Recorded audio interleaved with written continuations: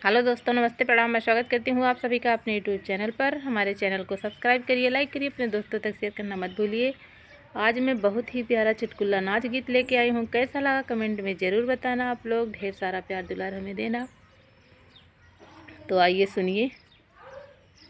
990 की साड़ी बलम दहिया होई गई भारी। 990 की साड़ी बलम दहिया होई गई भारी।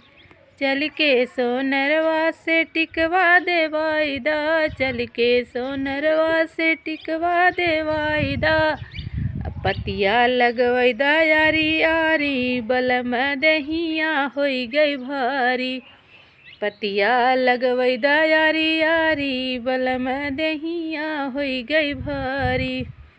990 की साड़ी बलम दहिया होई गई भारी।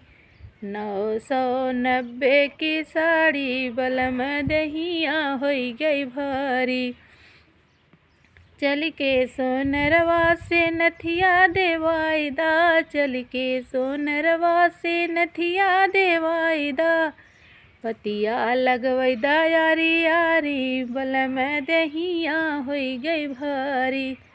पतिया लगवैदा यारी यारी, बलम दहिया होई गई भारी। 990 की साड़ी बलम दहिया होई गई भारी। 990 की साड़ी बलम दहिया होई गई भारी। चल के सोनरवा से झुमका दे वायदा, चल के सोनरवा से झुमका दे वायदा। लरिया लगवैदा यारी यारी, बलम दहिया होई गई भारी। लरिया लगवैदा यारी यारी, बलम दहिया होई गई भारी।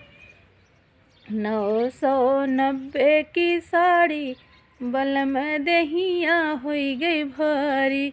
990 की साड़ी बलम दहिया होई गई भारी। चल के सोनरवा से हरवा दे वायदा, चल के सोनरवा से हरवा दे वायदा। पतिया लगवैदा यारी यारी, बलम दहिया होई गई भारी। पतिया लगवैदा यारी यारी, बलम दहिया होई गई भारी।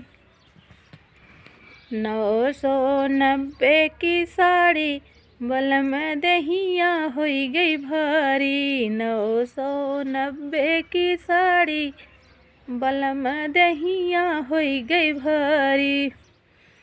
चल के सोनरवा से कर धन दे वायदा, चल के सोनरवा से कर धन दे वायदा। पतिया लगवैदा यारी यारी, बलम दहिया होई गई भारी। पतिया लगवैदा यारी यारी, बलम दहिया होई गई भारी। 990 की साड़ी बलम दहिया होई गई भारी। 990 की साड़ी बलम दहिया होई गई भारी। चल के सोनरवा से कंगना दे वायदा, चल के सोनरवा से कंगना दे वायदा। नगवा जड़ैदा यारी यारी, बलम दहिया होई गई भारी। नगवा जड़ैदा यारी यारी, बलम दहिया होई गई भारी। 990 की साड़ी बलम दहिया होई गई भारी। 990 की साड़ी बलम दहिया होई गई भारी। चल के सोनरवा से छगला दे वायदा, चल के सोनरवा से छगला दे वायदा।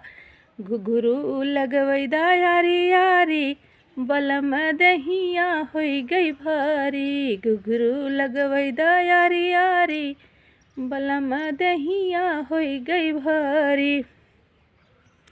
990 की साड़ी बलम दहिया होई गई भारी, 990 की साड़ी बलम दहिया होई गई भारी।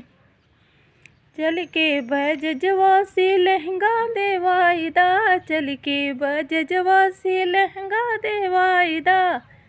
मोतिया जड़ैदा यारी यारी, बलम दहिया होई गई भारी।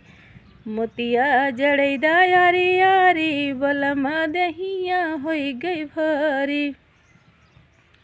990 की साड़ी बलम दहिया होई गई भारी। 990 की साड़ी बलम दहिया होई गई भारी। यही था हमारा प्यारा सा चुटकुला नाच गीत। कैसा लगा कमेंट में ज़रूर बताना आप लोग।